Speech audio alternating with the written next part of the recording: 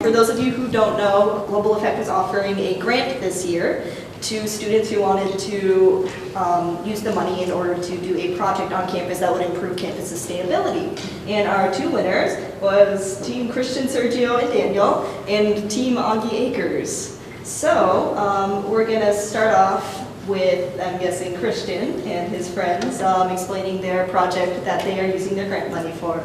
Okay, so we are all the members that live in Local Culture House. If you guys don't know, I'm Christian, this is Sergio, and that's Daniel. And our project was started twofold, but then we added a third part, which I maybe already started ahead of myself. So during the fall, with a little help from our friends, we kind of cleaned up the backyard, pulled all these weeds, and made it pretty, We basically leveled out the backyard as well as we could. Considering over the summer it had gotten pretty overgrown, so we figured, well, let's just clear things up so at least we have a clean slate to work with. And as you can see, it was pretty unruly. But a couple hours and we basically got to that.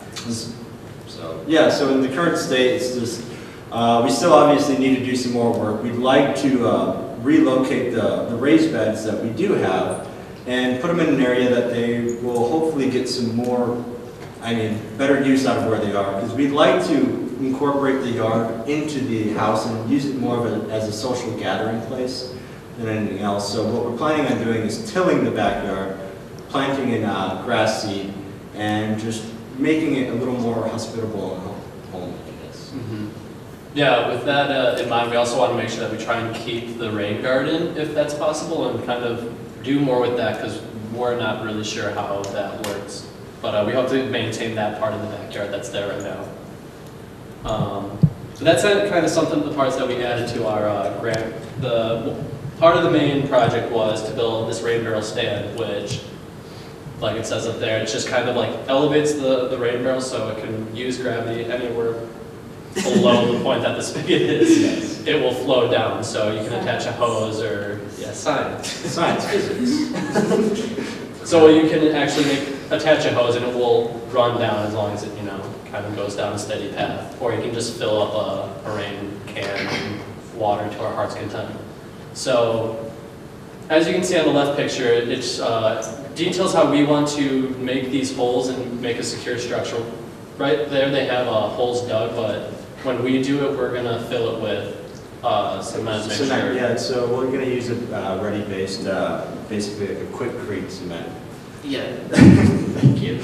And so we're just going to dig posts and use treated 4x4 lumber, cut to a particular size. So we just probably like to elevate them about, 2 feet off the ground. Nothing to the point where it ever become a real danger to anyone utilizing it.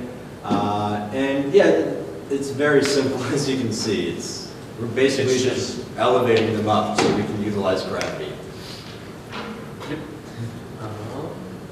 Yeah, that's pretty much all I'm going to say for that one. Cool. Yeah. The next project we do is going to be a compost bin that rotates, and there's a kind of a depiction up there of kind of our design. It looks similar. Eric has one in his yard. If you've seen it at Augie Akers. Pretty much, you just have the barrel on its side, and you throw compost in, and there's a lever so you can rotate and mix it all up and help it compost. Yeah, that's. Yeah, so the construction is fairly simple. It's basically 2x4s creating an axle or an A-frame, depending on what we use as an axle. We're currently thinking about 1-inch steel tubing, but we're going to play with some other things depending on the strength of the tubing and how well we'd like to be able to actually empty the contents of the rain barrels once they are full. So we're going to try to come up with a consolidated system so where we can just say, all right, these things are full now we can just empty them out very easily and then just continue the process, and that way everyone else can come and use them as they see fit. And this is just kind of the time frame we have right now. As juniors, we've just been crazy busy the past couple weeks, so we haven't been able to do too much, but we have a little bit of time in the next couple weeks. So this Friday we're going to buy the materials that we need for those two major projects. We also hope to get a decent, like a good headway through the backyard, like planting and just kind of tilling and Basically, Flattening it out. clear out the yard, do preliminary landscaping and yard work. Take care, make sure everything's out of the way that needs to be out of the way. That way, when we just need to build what we need to, just dig our posts, build, and construct, and we're pretty much set. Yep. And then, next week, just put everything up and we should be good. And there you go. That's Yeah. the construction crew. All you need. That's all you need. Yep. Shovel and a rake. Our 2 grants we just completed building 2 new raised beds. We're gonna use the rest of it to construct low tunnels. So, just a brief overview of what we're doing. Here you can read some of the benefits of raised beds. As you can see, these things are, really, really great for us, and especially as an urban garden space. We're not sure what the soil was used as before or what happened to it, so having a raised bed and knowing where the soil comes from allows us to grow better things. Same thing about. So what we did was we got some plans off the internet, basically just copied their design, went to Lowe's, Menards, and purchased all the construction supplies. That came out to be about, what, $260? Yeah. 260 bucks, and then we ordered 3 cubic yards of potting soil from the Davenport compost facility. So in total, it was around $400 some odd to get these things done. So here you can see the basic design of it. This is just one in the foreground. I don't think there's one behind it. And so you can see like the PVC pipe that we incorporated into the design of the box. And so what that is also going to do is we have a PVC section that we cut to a shorter length, and it bends over and hooks into these to connect, so that during the winter or late fall and into winter, early spring, we can have continuous growth. So we can keep supplying the CSL and farmers markets and stuff like that. And we built them out of cedar because cedar tends not to rot very quickly, and it also doesn't require treatment to get that way. It's just naturally rot resistant, so it's all natural. Perfect. All right, so here's some of the process. We had a nice work day. Was it last weekend?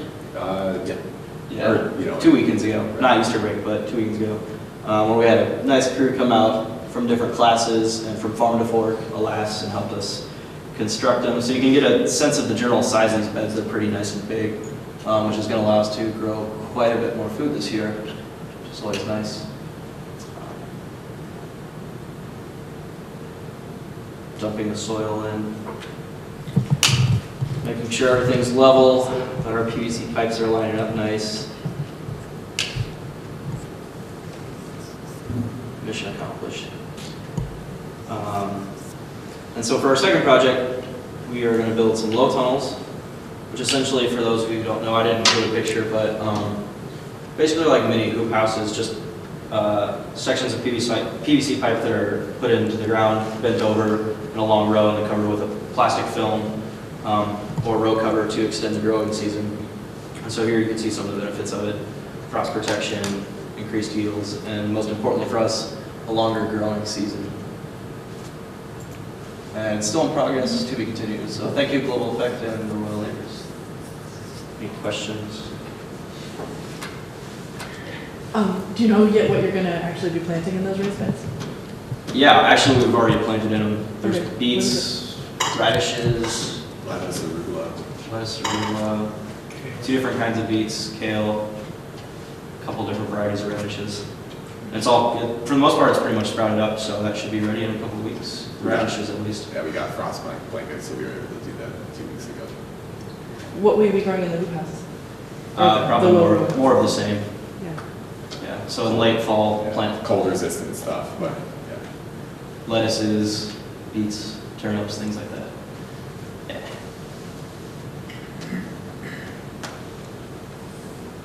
I heard there was some talk about using some areas of this as community garden, like students could adopt a plot or something. Are you still thinking of doing that? Or Yeah, absolutely. So in the fall, that's why we incorporated the design of like a raised bed plus like a hoop house design. So I mean, when students come back, it's kind of at the end of the growing season. But the idea with that is that, you know, we have students who are interested, share the plot. We're developing an application process for that, to where they could grow their own food in that while it overwinters and stuff, and get involved in gardening that way. Yeah, and we still have enough money to probably build one more raised bed, so that's really cool. Yeah, and over the summer they're going to be used for our children's garden. We got another grant through Hy-Vee Sprouts program, so we're going to partner with like a local school or a YMCA program and have kids come down and garden, learn about food and nutrition and gardening, things like that.